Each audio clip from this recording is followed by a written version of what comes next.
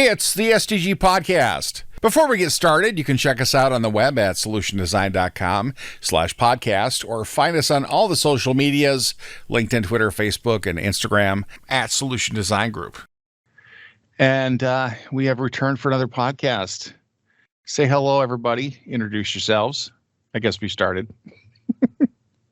Hi, I'm Els Tahura. Hi, I'm Chad Jetner. I'm Peter Lawrence. And I'm Kyle Bacher.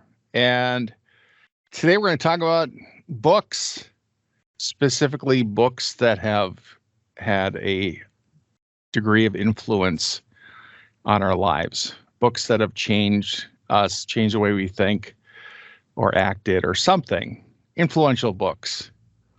So I think we'll just go around the horn.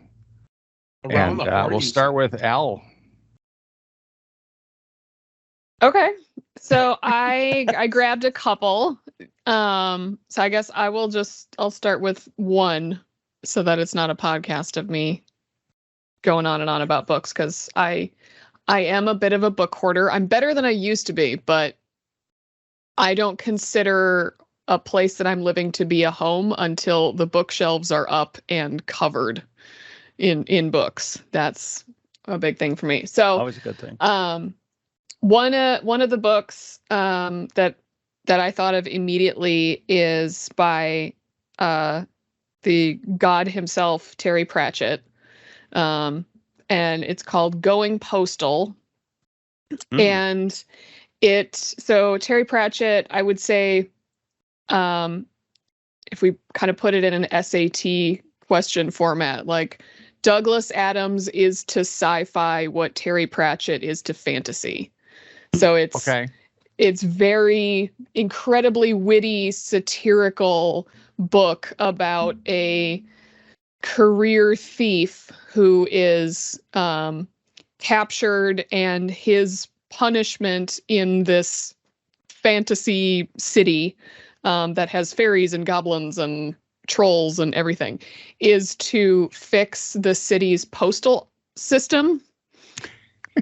And it's a nonsense concept to start out with, but I adore it because it's such a beautiful story about the pains of bureaucracy and how you try and get groups to work together, how you try and make the best of a bad situation, because this thief has to revamp the postal service in a, like, quote unquote, like, honest way or honest enough way, so he can't use dirty tricks.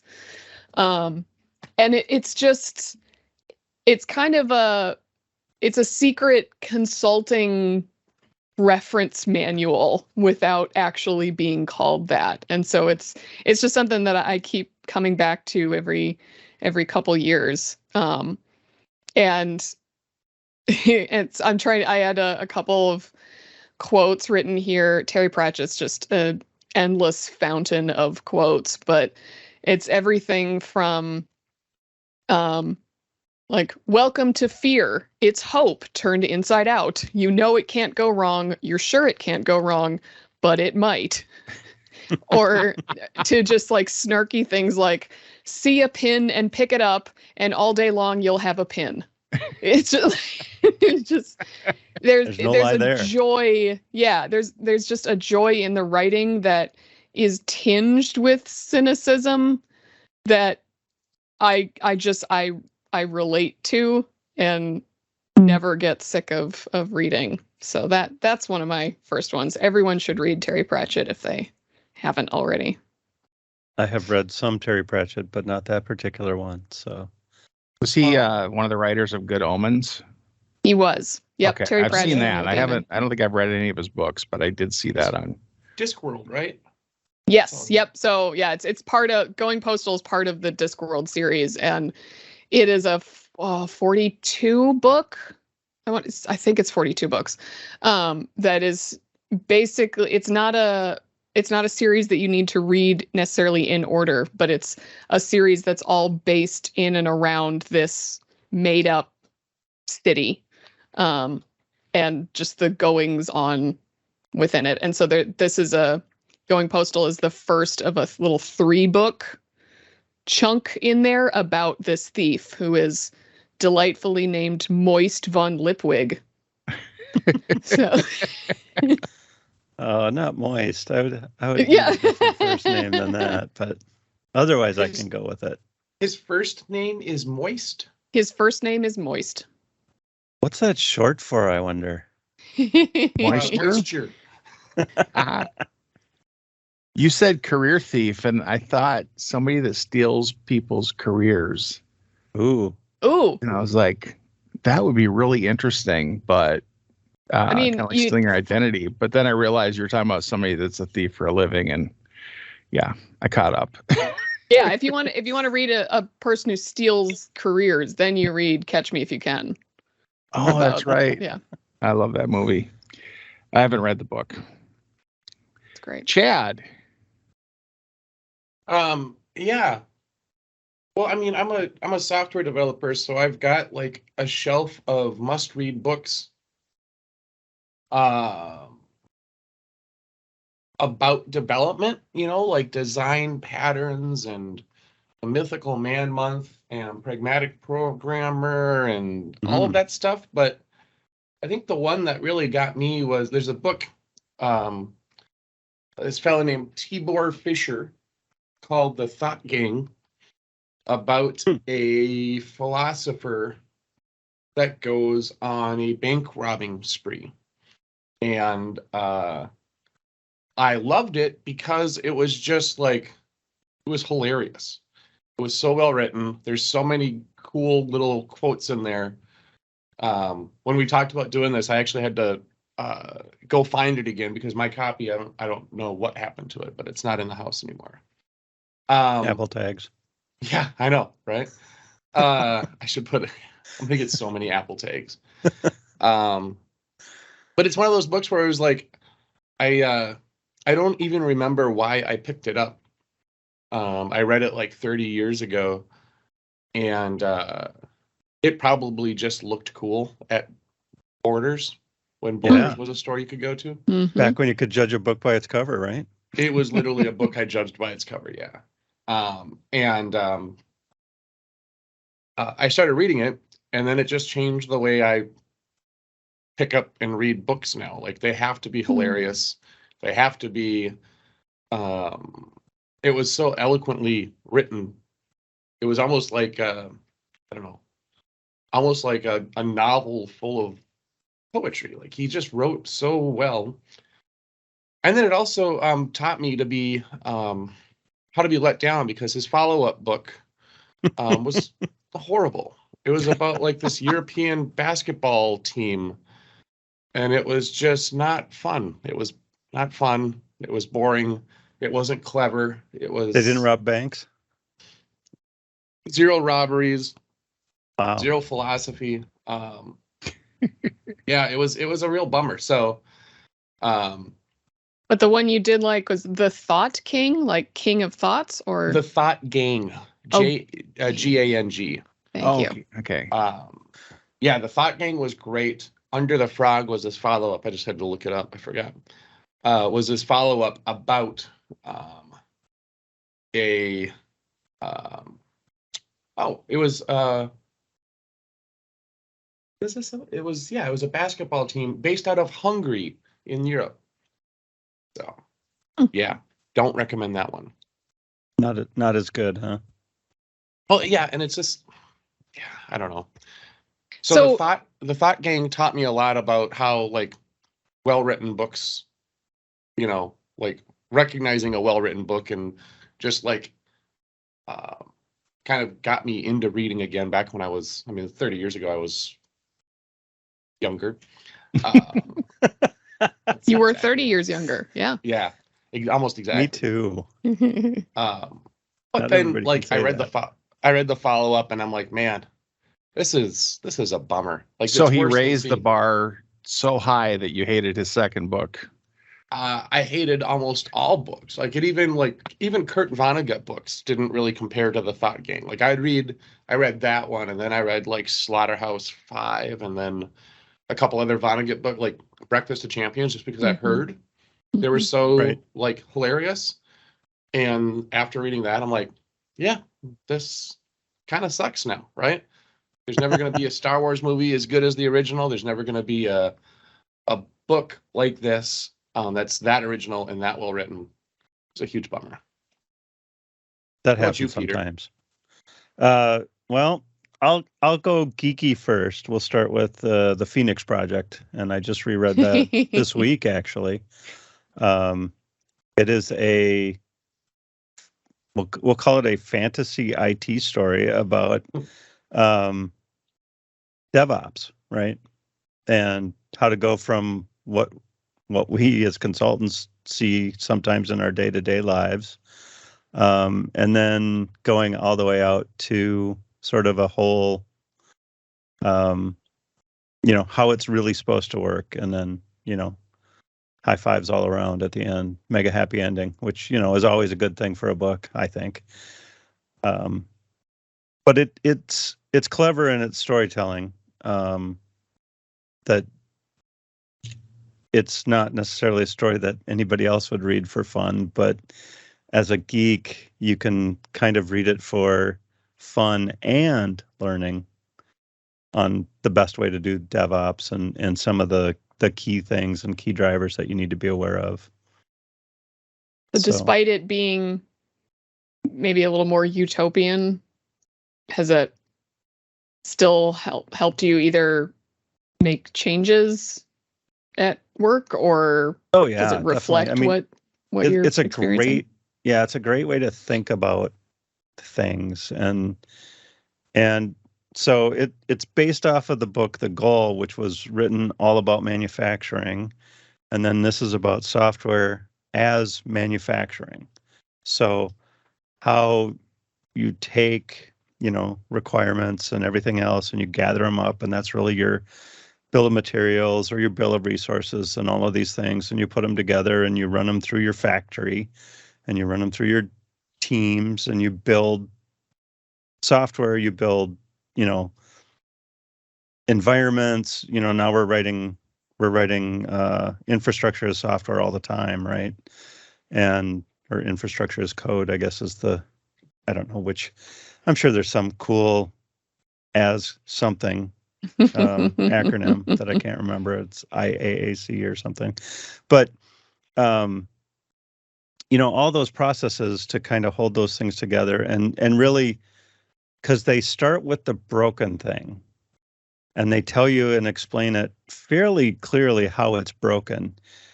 And every one of those stories is, yes, I've been there, I've seen that. I know exactly, they're resource constrained by this one guy who knows everything, right?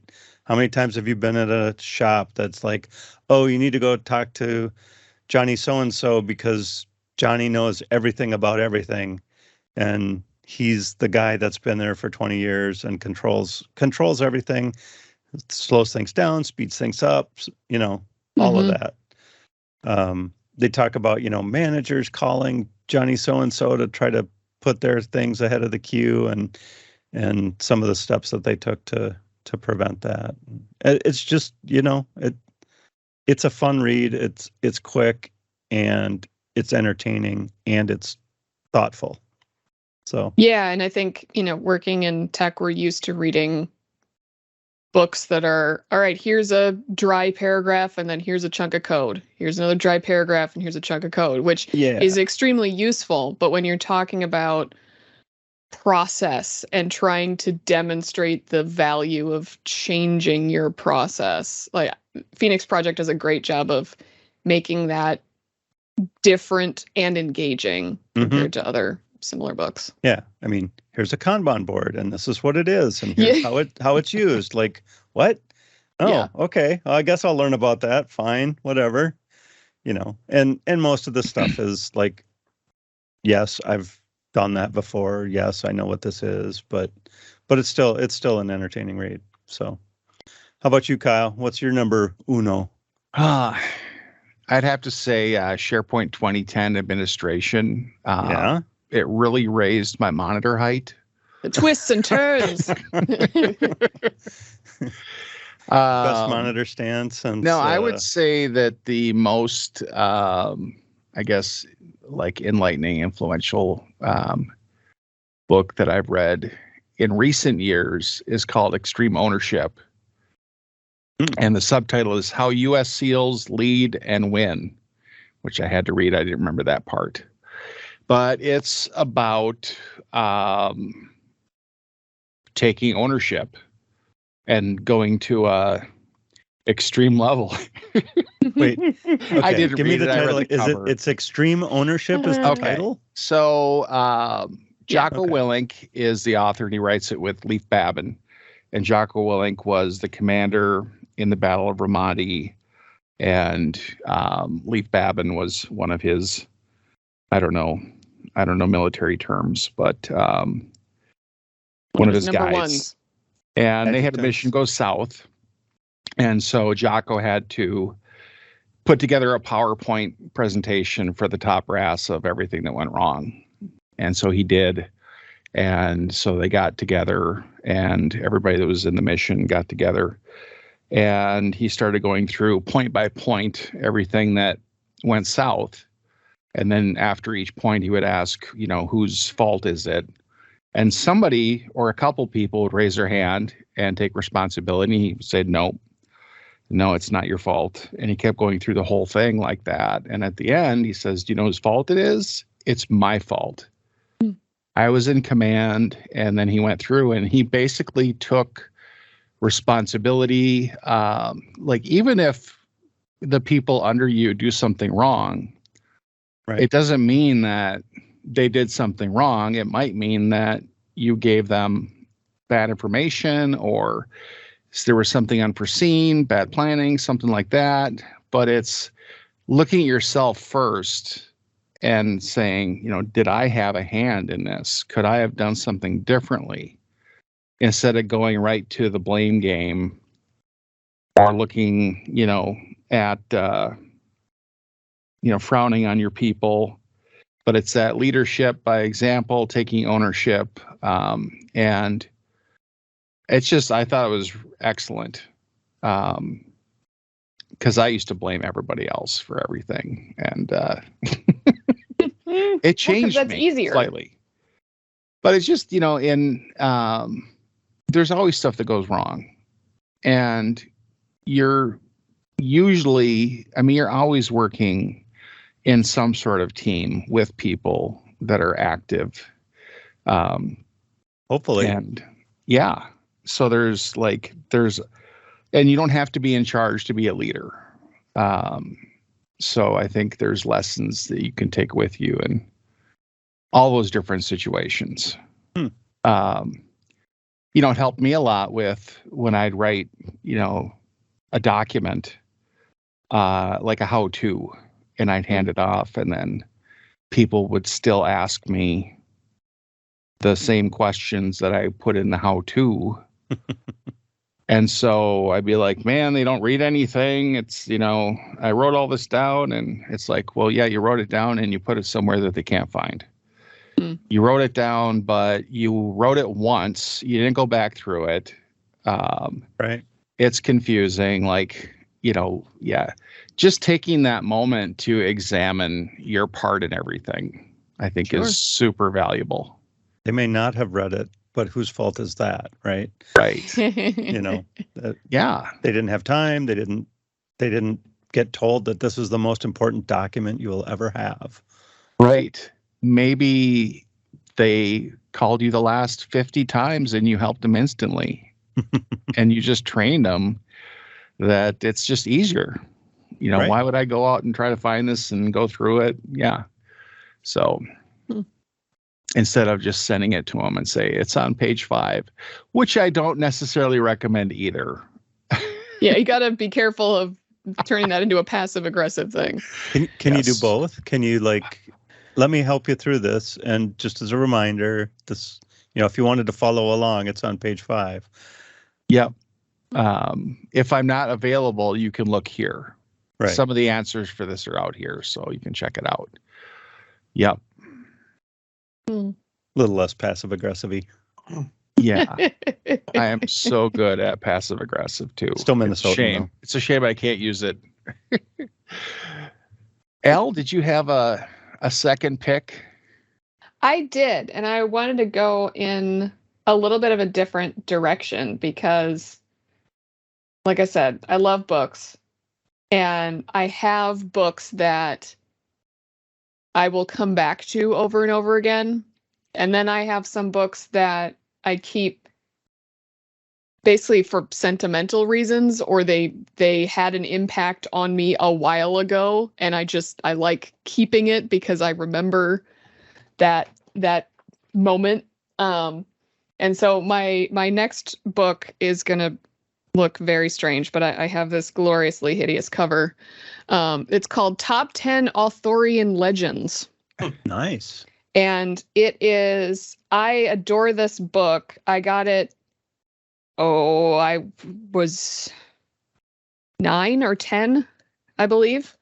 So yeah, it still Who's has putting that into the minds of a 9 or 10-year-old. Wow. I know. Yeah, I still have the price tag. It was £4. I got it overseas. And I don't have any particular attachment to King Arthur and the Knights of the Round Table. But what I love about this book is that every chapter tells a different legend, but in a different format. So there's one chapter that's written like a newspaper article. There's one chapter that's written as a comic. There's one chapter that's written as an interview. There's one that's a traditional, like novel third person story. And I remember when I read it, that just blew my mind. It's just, wait, I've always learned that there's picture books and then there's like word books, and they do not touch. No. These are separate categories. So I love that there was this variety and play in a single book, and that there was clearly care taken to kind of pair the storytelling structure or method to a particular legend. Like it wasn't just that, oh, let's take the idea of a newspaper and just shove it onto everything. But it was, this is a good story that would make for an entertaining newspaper article. Sure. So that really got in my head at a young age, with the idea that you can tell a story or a series of stories in a lot of different ways. And that doesn't mean any one of them are better, but it's just, hey, here's what it looks like if we use this methodology, or here's what it looks like if we add pictures. It was mind-blowing for me at that age. And so I've kept this book ever since, just because it represented a level of creativity that was new to me at that time. Like, wait, somebody let them publish this? It's so cool. So yeah, Right. that was my second one. So it, like, the influence is that it kind of opened up a new world. It Totally. was kind of enlightening. Yeah. That it was like, it was almost as if it was saying there are no rules. Like, you can publish a book that is this chaotic. They let you do that. And that, but also that starting to understand how there are different mediums. I know it's media, but just different ways that you can tell a story, that you can structure a problem. And that's something that we've talked about on different episodes here. Just the idea that one of the things with doing what we do, with working in tech, with being a consultant in tech, is just understanding that people are usually trying to answer the same question in many different ways. And coming to understand and be comfortable with the fact that, yeah, this problem has multiple answers. Like, it's not a black or white thing. Kind of adds a layer. This is the book version of Yeah. that. Yeah. It kind of adds a layer too of when you're putting something together, to consider like the presentation style. Totally. Yeah. What's the best way to tell this story? Well, I could do it in an interview, like a Q&A might do it. I like it. Now I Yeah. want to get it. I would have at a young age, I would have stopped at Arthurian. It would have been like, I don't know what that means. I think that's I'm moving why on. they tried to make the cover a little goofy, like the fact that it has top stories, top facts in That's a right. little fake Yeah. sticker on it. Yeah. Awesome. Chad, what about you? Well, El, what was the name again? I was trying to Google it while you were talking, and then I went It- down a rabbit. It was called Top 10 Arthurian Legends by Margaret Simpson. Trying to see what the gonna have to copyright put- is on this. We're going to have to put together all of these into a notes section for the podcast, I think. Ah, here it is. Yeah. Just in Okay. the Published description. in 98. Nice. Oh, buy used for my glasses. $3. It There you is go. on its way. Wait, there's somebody at the door. Yeah, isn't right. it great. Like, Same day delivery is amazing. Same minute delivery. and just, yeah. I don't know. I don't have a. I You have think no for me other it's life-changing books?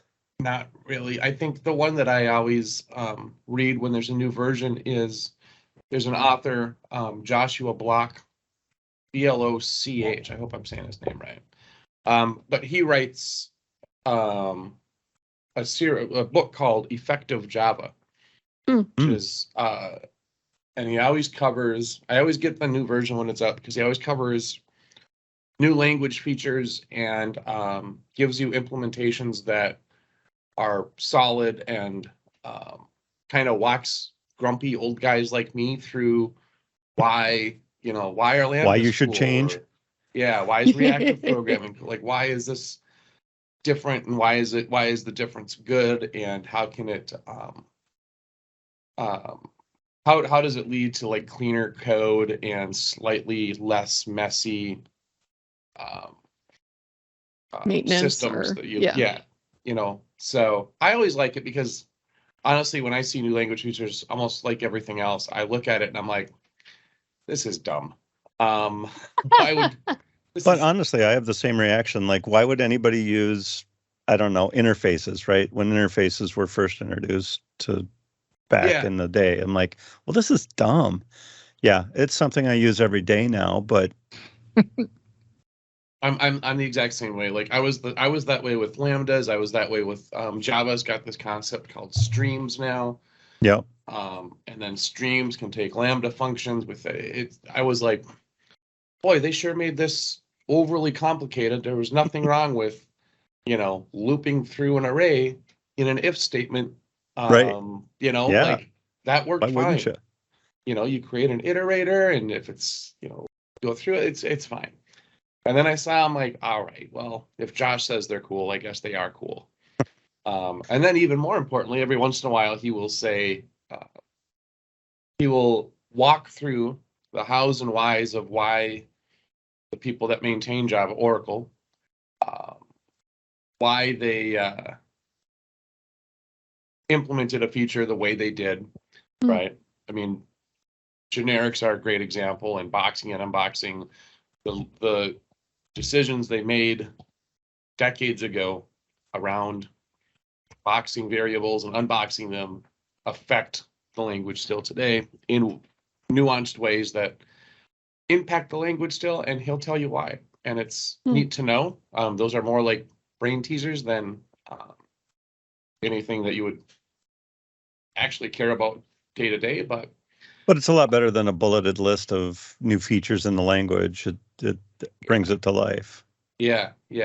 So it makes me appreciate it a little bit more, and it makes me a little less grumpy when new stuff comes out. A little less. That sounds wonderful, actually. Yeah. Sounds like a great Yeah. thing. So why? Oh, go ahead, Kyle. Oh, I was going to say the changes, the new features that come out, like I always reject it at first glance because I don't immediately understand it. Like Nintex Workflow Cloud added objects, Yeah. which is basically it's just storing all the variables for you. Because it used to be, go through the collection, get the variables, collection is just an array. You'd have to do all these extra steps. And at the beginning, I was like, what is this? What have they done? This is stupid. And Ben was arguing with me. And then I started using it. I'm like, these are the greatest things ever. This is the best thing that's ever happened to me right now. Yeah, it's nice when you have someone who can kind of hold your hand and. Oh, yeah. Yeah. So I was curious, Chad, what is it about, you said Joshua Block, right? Yeah. What is it about his writing that makes his presentation of Java better than someone else's? Because he's not the only one writing about Java. Yeah, a lot of the other only guy. stuff, like even the O'Reilly books, kind of suffer from the they just say, here's a feature, right? And this is what it does, and blah blah blah. He Little actually dryness. walks you through more of the, here's the feature, here's how you should use it, here's like corner cases that you should avoid, and more importantly, here's where you shouldn't use it, right? Like here's when you here's when it makes sense, here's when it doesn't. Other books just kind of walk you through all the features, and then they're like, all right, good luck. Hope you implement all of this stuff correctly, because if you don't, oh well.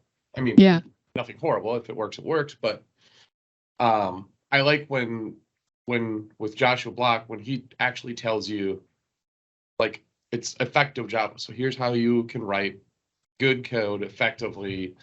Here's all of the new stuff. And he doesn't really call it out as new stuff. Like, I just know I've got all 4 editions of the book. So I know, when a new language feature comes out, okay, that means that he's going to put a new book out hopefully pretty soon.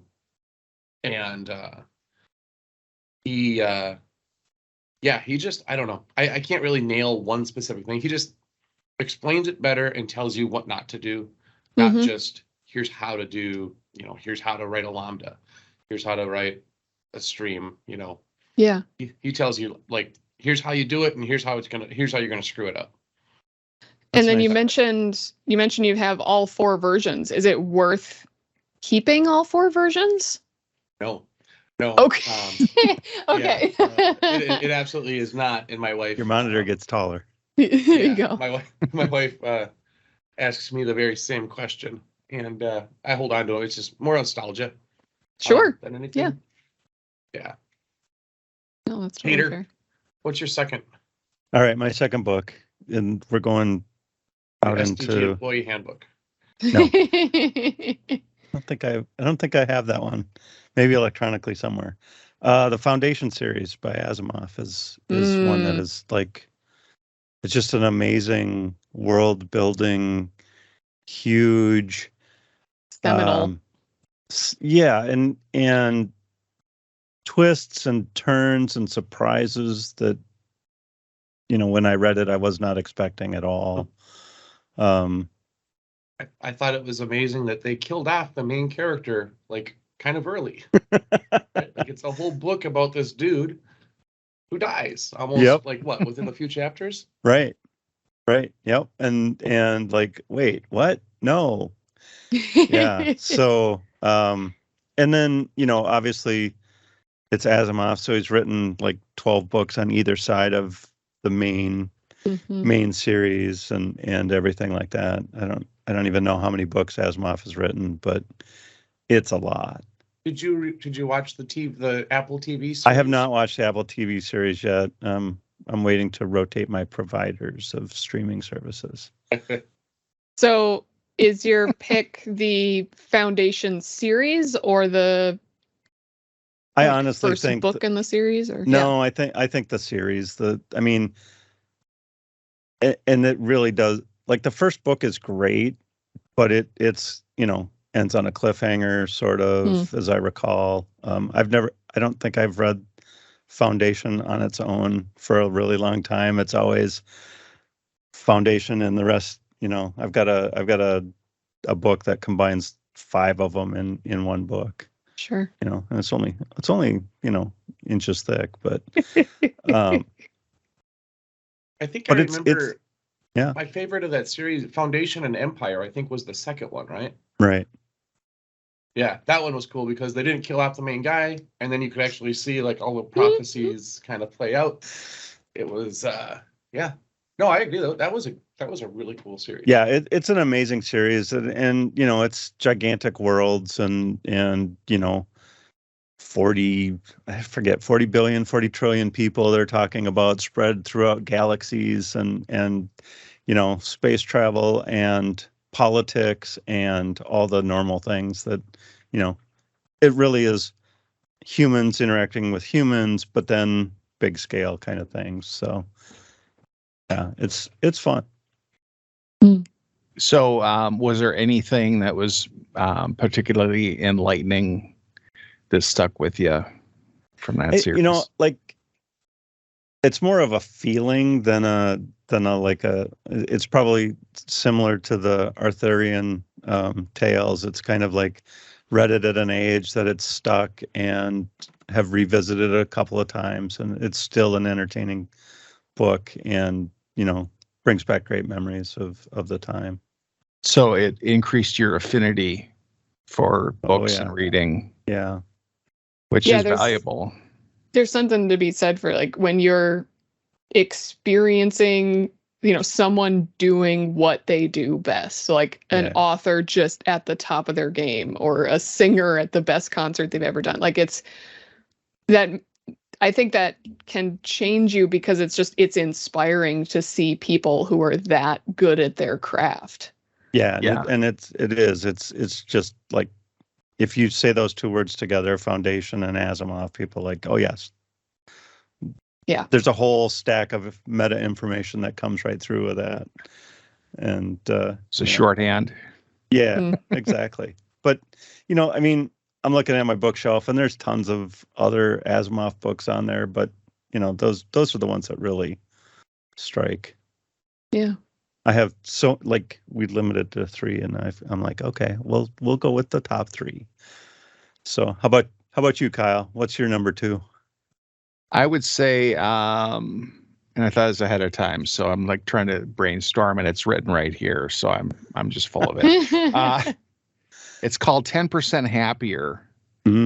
It's by Dan Harris. He was a reporter, and had a history of drug use, and he was an adrenaline junkie who would go to volatile areas and report. What do they call that when they go into reporting? Zone? Yeah, embedded reporters, and go in bed with a group of military. And so he got into meditation, and it changed his life. So he kind of tells the story of that whole process, and that got me into meditation as a mental exercise of not letting thoughts carry you away, and being able to, because thoughts always bubble up in your head, and some are useful, some are not. Ruminating about the bully in 10th grade is. What about when you got sent to the principals in 1st grade? This may not be the right time for me to be distracted by this thing. Or I first realized how much of an impact it had on me to meditate when I was in a meeting with one of my coworkers and some other folks, and we disagreed on something. And it wasn't important to call it out, react to it in that meeting. So that thought came up, that defensiveness, no, I'm right, we should do it my way. Like all that came up in my head, and I just let it go. And then we chatted after the meeting and talked about what is the best way to do this? And it wasn't my way.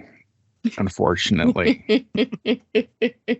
It happens once or twice, even to the best of us. So it was good that I didn't.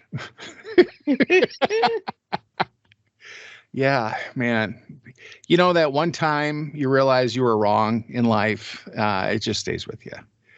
Yeah. I haven't had that feeling. Chad, never. That's what I'm talking about. I will say that book, it left a mark. You said it. I'm like, oh yeah, now I remember. I totally remember all of that book, and it's a super tale. Yeah.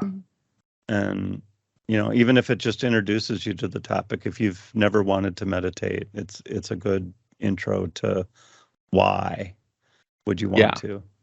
And Yeah. and it's not, I changed my life from, it's 10% happier, which some days is a lot. Yeah, but it still seems like a more attainable goal. Right. Yeah. And it wasn't packaged in mysticism or anything like Right. that. It's just a mental tool Sure. that actually physically changes your brain, Mm-hmm. which is, I'd like to get a before and after scan of my brain. Yeah, just to see. The joys of neuroplasticity. What did you call it? The joys of what? Neuroplasticity, Oh, the ability of our brains to change and adapt. And You can And read the recover. next version of the Java book and accept some of those things without. there you go. Yeah.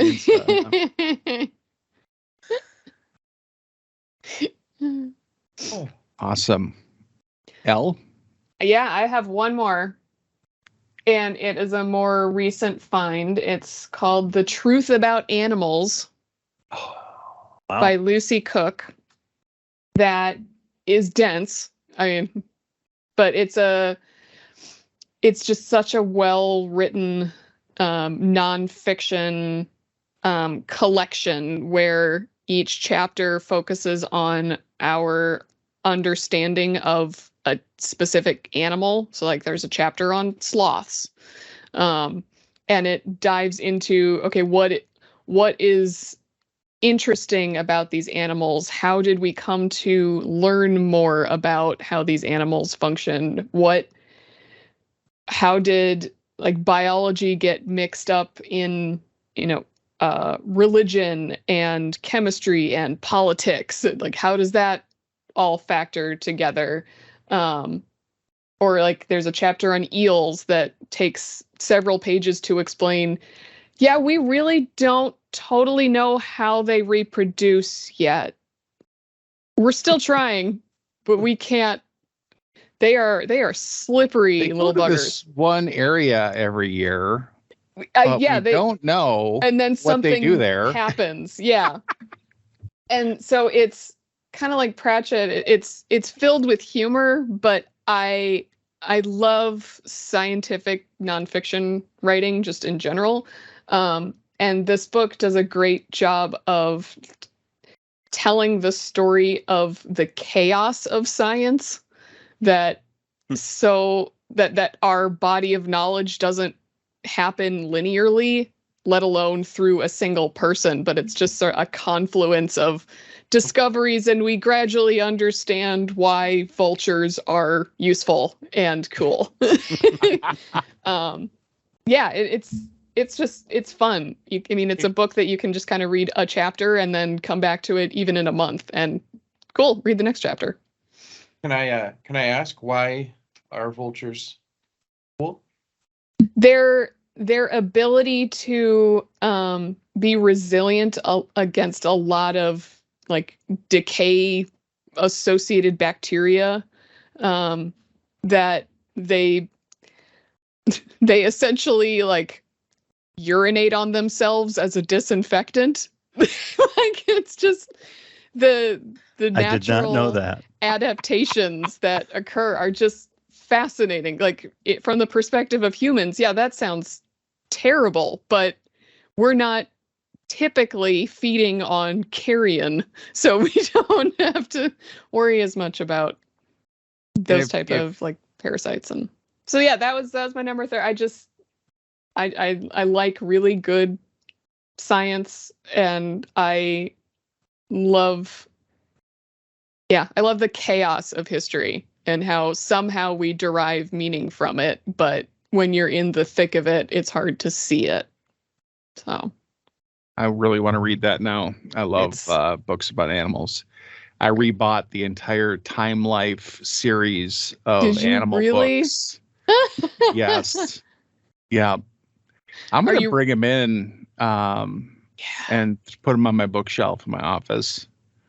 Yeah. And then just gradually like do one a month or something and Yeah. get through the alphabet. Dangerous Sea Creatures. That's one of my favorites. Yeah. Chad, did you have a third one at all? I would say Iron Man issue number 128. Okay. That's the one where it was the first comic book. Wait, spoiler. where Do we need to the superhero- mention spoilers here? Or? No, this is from, I think that was probably early 80s, late 70s, but I still haven't read that one though. oh, well, a spoiler alert. It's the one where Earmuffs. he comes to term with the fact that he's an alcoholic, and Yeah. Oh yeah. it was so weird as a kid to be like, what the heck is what I don't even know what that is. Yeah. And I don't know, he seems pretty cool when he's flying around drunk. And then he gives I think that's one of the first times he gives the armor over to Rhodey, Mm. and lets him wear it for however long. So Well, I'm glad you didn't say it was the first time his armor had a nose. No. But it was I remember as a kid reading it and being like, this is a strange, it was just odd, right? Instead of superheroes fighting bad guys, it was superhero, and then I think the art was great, like the perfectly rendered bottle of Windsor Canadian on the cover. Kind of, yeah, it was kind of good. Awesome. That was it. Nice. But that was life changing and memorable anyway. And It was, yeah, it was memorable for sure. It didn't really change my life, but it, changed what I thought about. I mean, because as a kid, I would just buy comics from, Tom Thumb or 7-Eleven mostly. Yep. I'd be able to get to Schindler's once in a while, and they really just carried Marvel comics. They didn't have all of the, Right. Dark Horse and the weird stuff. They just had Marvel, and Marvel was always just kind of, happy and goofy, and then Iron Man develops a drinking problem, which they actually kind of reproduced in Iron Man #2, the movie. Remember the Yep. house party scene? That's Mm-hmm. kind of where that came from. But yeah, it was. But it's interesting to when you're used to they're the good guy, they're the bad guy, when no, the good guy has flaws. And Yeah. he still can be a good guy, but that doesn't mean he isn't accountable for things. Yeah. No, That's I like kind of where I think Marvel pulled ahead of DC was the heroes with problems, heroes with real lives versus kind of the pantheon of gods that DC had. But they've also kind of gone that direction now. But yeah, when your heroes fall, just because they're heroes doesn't mean they don't have problems. Peter? All right. My last one is more in the tech geek area, and it's Atomic Habits. Oh, yeah. That's one of those that I do try to put into practice. It's not perfect because it's kind of like meditation. It's just a practice and not a solution. Do it once and then you're all done. But try to make small changes, small incremental changes towards a better goal, or towards the goal that you actually want. Take a walk to the end of the driveway, take a walk to the end of the street, take a walk around the block, that kind of thing. Where you're building up to a goal of every day I will do this thing or something like that. You're kind of agilizing Yeah, like exactly. your life. Yeah, Yeah. break it into smaller bits. Well, and stopping some of the bad habits too, is sort of another thing that he talks about, and making incremental, reward good, punish bad, and kind of make tiny incremental changes along the way, and eventually, and these kinds of things happen to you all the time. Like, oh, remember when I used to do this thing all the time and now I don't anymore? I wonder when that went away, or now I do this all the time, and I built it up over time. So, and then he's got a newsletter and things like that carries forth, and just it's a fun read, and a great concept, an interesting backstory to how he had to, I forget exactly what personal injuries he had happened, but he had to go through and recover, and he found, just incremental changes made it possible. Kind of like 10% happier, but a little bit different path. How about you, Kyle? It's for my last one, there's a series. It's not really a book. It's Time Life about animals. Time Life books. Yeah. Mysteries of the Old West. It's there's a series called The Great Courses on Audible that I've listened to. Communication, critical thinking. There's just a lot of really valuable courses, and you can just listen to all these lectures for 1 point, which is the equivalent of like $7.99. But it's a great, if like you have a commute or something like that, it's just really good to listen to. A lot of valuable lessons. There's a lot. The communication one is excellent. There's a lot I took away from that, like the a lot of nuggets.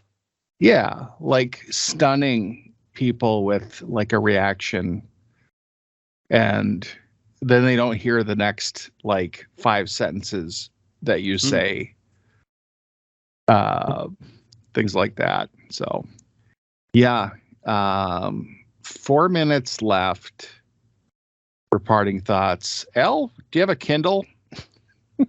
I do not have a Kindle. I enjoy the physical book because that's a way that I can decompress away from screens. Also, they smell better than Kindles. Agreed. I love smelling books.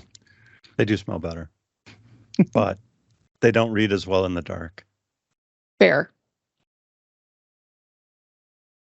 Peter? You never have to plug in your book, though. Like, if you forget to plug in True. your book, you still have a book. That's true. And I'm not saying that you can't have both. Why not both? Absolutely. That's the commercial. But you can, yeah. I do Go have ahead. a Kindle. And I have a lot of books. And I have recycled more books to, secondhand books than I really, really want to think about. But there are those that you keep and that you get in different formats and different ways. And it's totally worth it. Read a book. That's all I can say. Read a book. Yeah, you never know what you might learn. Read lots of books a year. It's worth it. I do have I have a Kindle, but I almost never use it anymore because it's I don't know. I just like Elle. I like having an actual book, like an actual thing in front of me. And I like how they look on the bookshelf. Totally.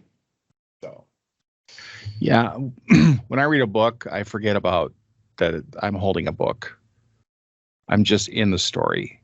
When I'm holding a Kindle, there's still that like layer that, oh, this is technology. This is a different thing. Like I could never get past that. So I have a Kindle, but I've read 2 books on it, and Wow.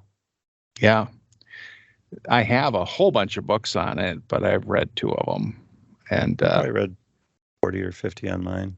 yeah, I'm back to buying them. Used books. Used books, Cheap, libraries. cheap. Libraries. Yeah. Oh, library book sales, 10 cents. Yeah. Or just libraries. Libraries They're are not- good. Yeah. they're free. Zero. Even cheaper. $0. And we have an amazing library system. We do. Yes. So go to your public library. That's my parting thought. There you go. Yes. All right. That's a good place to wrap it up. Let's just say goodbye, everybody. Goodbye, Goodbye, everybody. everybody. Goodbye. Goodbye, Emily. She just